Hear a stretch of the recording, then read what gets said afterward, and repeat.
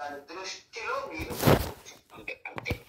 ఎంతసేపు ఆలోచన రాకుండా మీరు ఉండగలిగితే అంతసేపు. మళ్ళీ ఏదైనా ఆలోచన వచ్చింది అనుకోండి, ఏం ప్రమాదం లేదు, మళ్ళీ స్టార్ట్ చేయండి. అంతే. ట్రై చేయండి. ఇవాళ రేపు నాకు రేపు సాయంత్రం ఫోన్ చేయండి. అహంస్ఫురణ అంటారు. అహంస్ఫురణ నేననే భావన, నేననే భావం ఏం వద్దు వద్దు వద్దు. ఆ నేను అనే భావం మీకు ఇప్పుడు మనం చేస్తున్నది అహంస్ఫురణే. ఆలోచించండి. మీ పేరేంటన్నారు? మర్చిపోయింది. నా పేరు ఆంజనేయులమ్మ. నేను ఆంజనేయుల్ని అనే సెంటెన్స్ వచ్చిందా? శరీర భావం వచ్చింది. నేను ఆగండి చెప్పనివ్వండి. నేను ఆంజనేయుల్ని అనే భావం వస్తే శరీర స్పృహలో గుమ్మం. అలా కాకుండా నేను బ్రహ్మము అని అనడానికి ఇదంతా నేను అనేది అనుకుంటూ ఉంటే అది కూడా పోవాలి.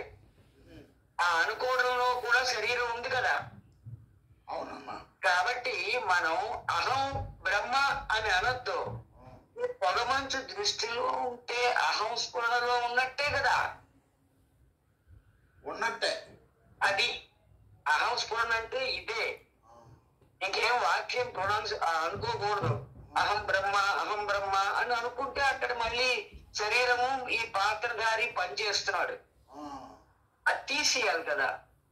బ్రహ్మమే మిగిలి ఉండాలి. అప్పుడు మరి బ్రహ్మమే మిగిలి ఉంది కదా. అదే అహం స్ఫురణ.